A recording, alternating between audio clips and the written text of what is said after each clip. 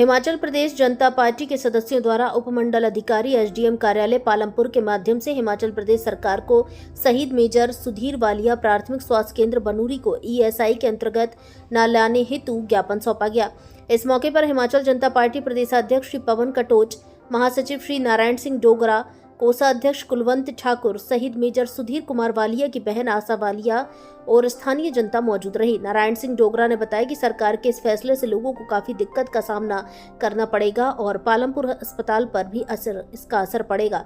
अगर सरकार को ईएसआई संस्थान ही बनाना है तो बनूरी में ही खाली पड़ी पंचायत घर की बिल्डिंग में बनाया जाए। अगर सरकार हमारी बात पर विचार नहीं करती है तो मजबूरन हमें न्यायालय का रुख करना पड़ेगा।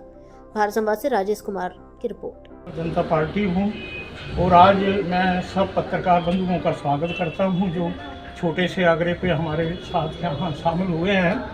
तो ये बड़ा गंभीर मुद्दा जो कि ग्रामीण क्षेत्र से है बनूरी, हमारी मेजर सुधीर वालिया के शहीद के नाम पर एक बहुत बड़ा पीएचसी थी, उसको सरकार ने जो है वो इसमें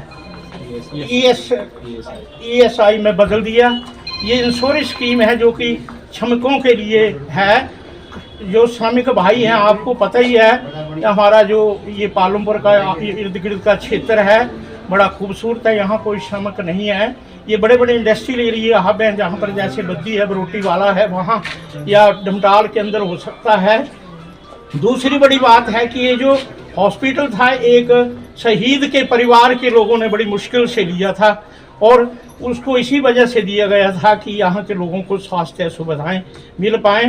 पर बड़ी दुख की बात है कि सरकार ने जो ये निर्णय लिया है ये बड़ा ही दुख भावना से बढ़ा पड़ा है, क्योंकि लोगों को और सुविधाएं तो कहाँ मिलनी थी। 8 बेड का हॉस्पिटल उसको अपग्रेड करते, 50 का बनाते, 40 का बनाते। अगर सरकार को इसको ईएमएस में ही बदलना चाहती है तो साथ में कोई बिल्डिंगें हैं, हमारी सामुदायिक भवन है, कई अच्छी है, उसमें खोल दे। यहाँ श्रमिक जो रजिस्टर्ड हो गए जिनका 170 रुपये बताया गया है, जो दर से पैसे देंगे उनको सुविधा मिलेगी और वो जब तक मिलेगी जब तक वो पैसे देते रहेंगे। यहाँ हमारे पास कोई श्रमिक है नहीं, एक एग्रीकल्चर यूनिवर्सिटी है उसमें भी आउटसोर्स तो अपग्रेड किया जाए।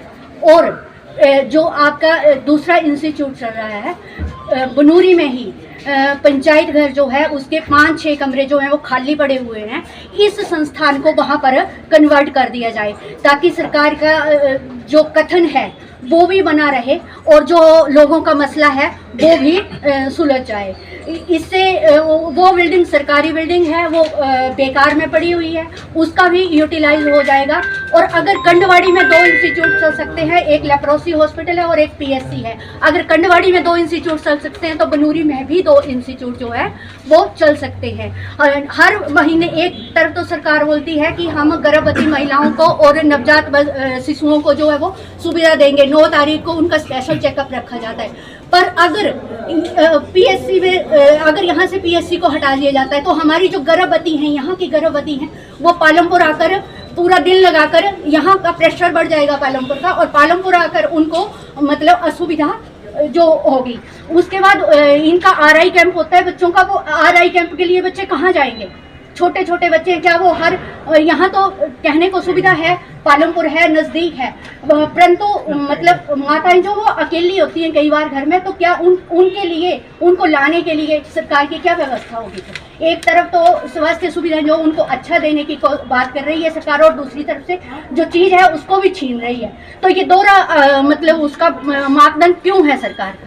ये हमारे कुछ प्रश्न हैं, इनका प्रश्न का जवाब दिया जाए और चीज़ देने के अलावा मतलब हमें कुछ सुविधा दे, उल्टा हमारी सुविधा जो उसको क्यों छीन रहे हैं वो, ये हमारा सरकार से प्रश्न है। सरकार नहीं आपकी किसी बात को मानती है तो आगे का क्या रवैया रहेगा आपका, किस तरह आप? देखिए, हम तो सरकार से अनुरोध ही कर सकते हैं, वो अनुरोध हम करेंगे और जैसा कि इन्होंने बताया कि उसको शांतिपूर्वक ढंग से हम उसका जो है जन आंदोलन इसको बनाएंगे।